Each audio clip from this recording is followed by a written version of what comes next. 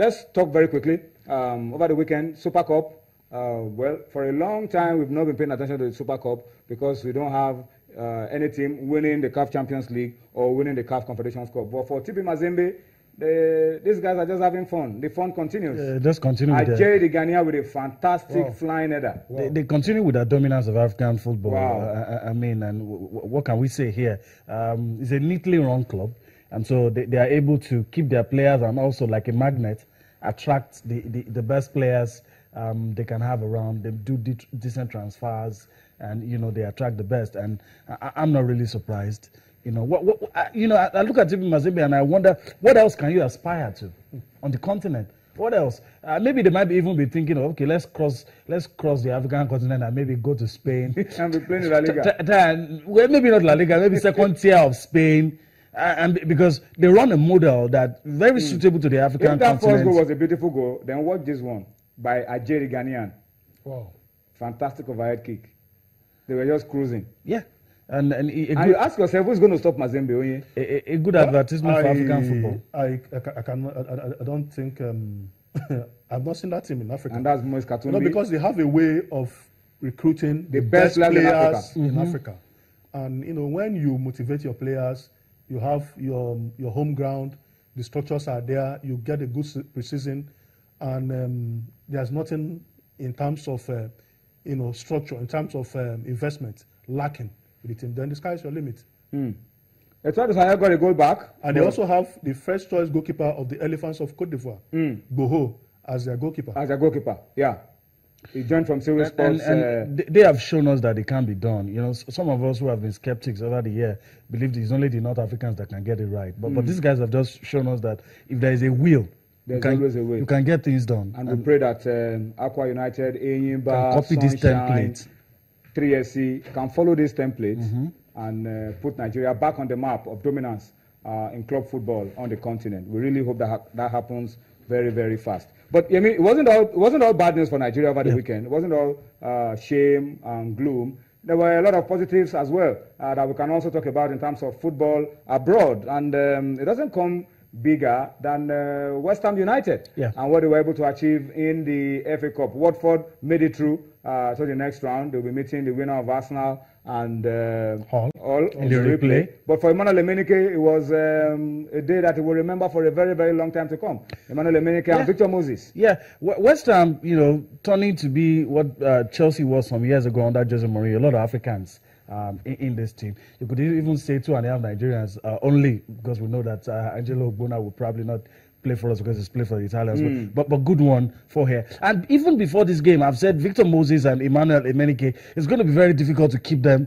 out of the Super Eagles because a lot of people start calling for their inclusions. Retired unless he rescinds his decision? No, I'm saying calls. People start making calls. And at the start of this performance, it could have been more than 2. He got 2 goals here. Yeah. And he even admitted that, look, hit the crossbar. Yeah, I could have scored a lot more. Yeah. And that's one thing about going back to familiar terrain. He's worked with Slaven Bilic before, and the guy seems probably to know how to get the best from him, and he seems to be working now. He's enjoying life. I hope this is not a fluke.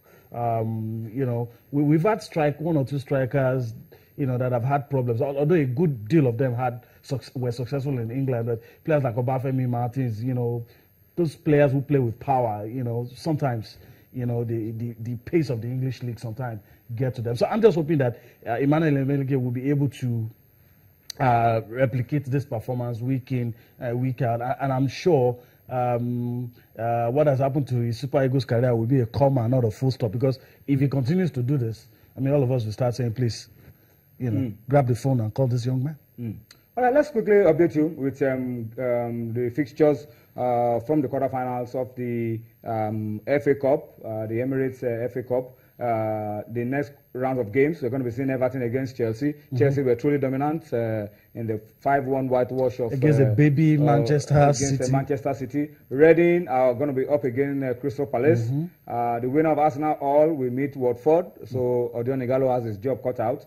And then United are playing as we speak. I think they're playing tonight. Yeah, they're playing Shrewsbury, and they will be taking on the winner of United. Shrewsbury will be taking on West Ham United. Manchester United are currently leading 2-0. 2-0 in that game. So, in that game. So probably could be United against West Ham. And good news for the manager, Louis van Gaal, because a lot of people are saying, yes, if he loses this, I don't know who's going to save him. It's a matter of when, not how. You know, a lot of people don't see him surviving beyond the season. But some people are even saying he might not even finish this season. And it's good that he's getting this kind of result. All right, let's step up. Tomorrow, it will be time for UEFA Champions League. Some other round of games. We had some round last week. We're going to be having some other round of games tomorrow and Wednesday, and it's a big one tomorrow. Yemi Adebayo, I don't know what you feel about it. Let's take a look at the fixtures for Tuesday, and of course the one that jumps at you is the one that's going to be at the Emirates Stadium. Yeah. And a lot of people are saying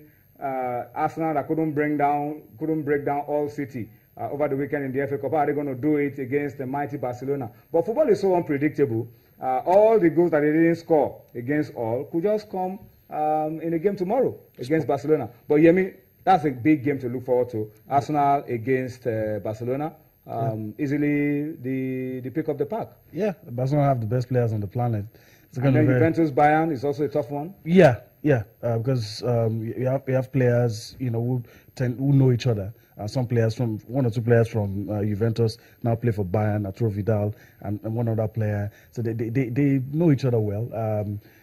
Juventus very solid defensively, and Bayern an attacking team. We're going to see how all of that pans out. But I'm very sure everybody wants to see Arsenal and Barcelona. Barcelona has the best players on the planet that can win anywhere. So I really don't know, but it's beyond analysis. So we'll wait to see tomorrow what happens. Yemi, one tweet very quickly before we wrap it up. Yeah, the guy from Buckingham, England, says it was a good weekend for the NPFL. I'm talking of Ayobami Leonard. It says it's a good weekend for the NPFL considering the results. I hope the teams and the referees can continue with this kind of performance. All right, I think so too, and that's how we have to wrap it up. On Sports Tonight this Monday. We'll be back tomorrow with a bigger and a better package. Thank you guys for coming on the show. Toby was here much earlier, and thank you to you for watching. We'll see you again tomorrow. Bye-bye now.